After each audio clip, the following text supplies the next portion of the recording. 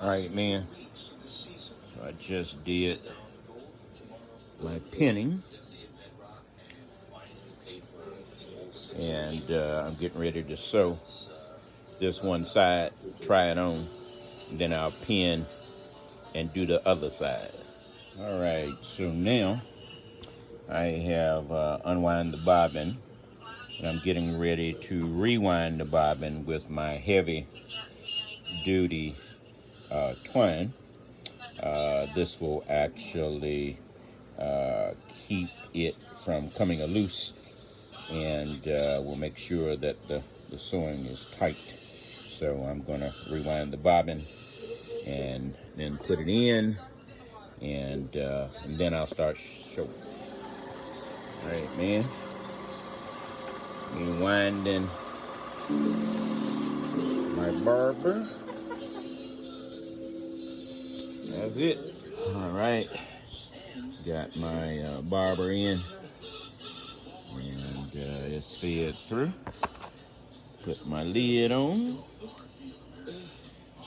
Let's see. I might go the other way. There we go. Right under the foot. All right. We're about to get started. I'm getting ready to put my twine on, feed it through, and next video I should be sewing. Man, as I told you, my iPad is broken, so I can't actually film it like I normally would while I'm doing everything. But I have, as you see, threaded the needle for the sewing machine, and I like to have a little bit extra, 4 or 5 inches off, so that the first threading does not break my thread. And I'll let my foot down, and I'll start sewing. That should be the next video. So in this case, I decided to cheat a little. Rather than having to re-sew my hem, and since the length of the pants is okay, I decided to start my stitch at the corner of the hem, and then I'll take it all the way up through the pants.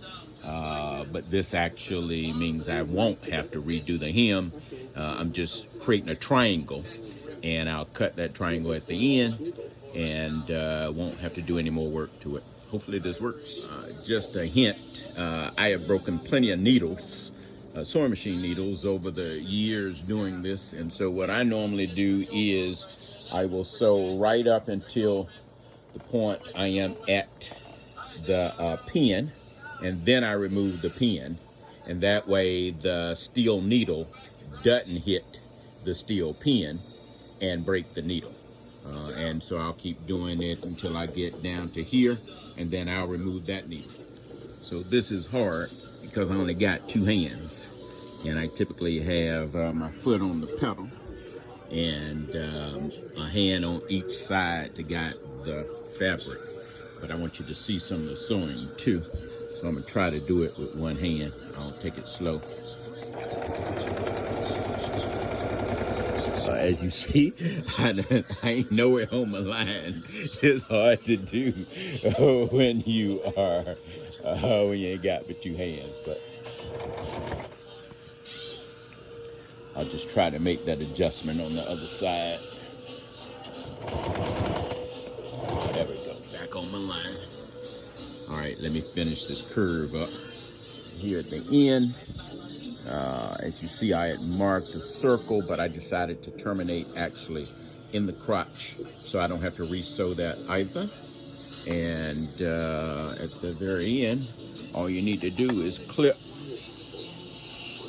the threads for your bobbin, and you're done. So because I actually sewed on the black marks, you can't see it, but that's what I created right there. I'm gonna do the other side, and then I will cut all at once, and then I'll try them on. All right, man. I just got through pinning the second leg, in like I described on the other side. Rather than taking that half circle, I decided just to go in and meet the crotch, and that way I can cut all of this area out in the middle and use and have much of the strength associated with the factory crotch. And so I'm going to get started. All right, same thing on the other side. I have terminated with a front and a back stitch just to make sure that it doesn't unravel, and it's cut. All right, it's time for the scissors. I'm getting ready just to cut the inside out, following it all the way around. Again, sadly, I don't have my iPad, so I can't use my stand, so I can't actually show it, but I'm showing you kind of before and after getting ready to cut.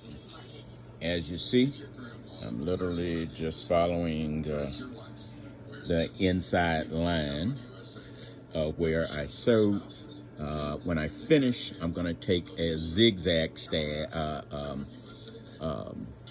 pattern around the whole thing to make sure it doesn't unravel, just like they had it right here. You see the zigzag pattern, but I'm cutting. Okay, as I said, I wanted to maintain and preserve that inner crotch stitching, so I ran mine, again, as thread, to actually terminate right there, and that way I can leave that crotch stitching, and then I'll pick up on this other side and cut it down the other leg.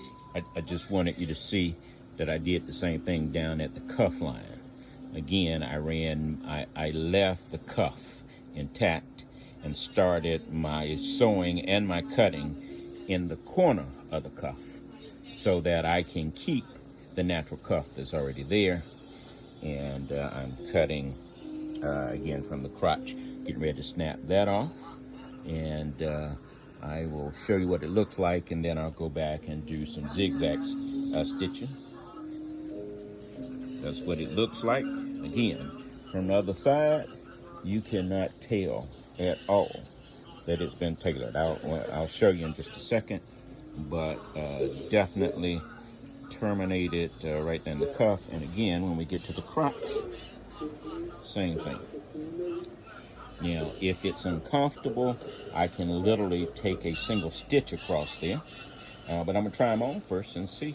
If not, I get to leave that healthy stitching they did in the crotch. Man, I don't know how much you know or don't know, but just in terms of setting up the sewing machine, the numbers correspond to the stitch at the top, 1 through 13. But in order to get 14 through 25, you put your knob on SS, and that takes you to the SS stitching. So anything you want up top, you... All right, man. This is it. Final version.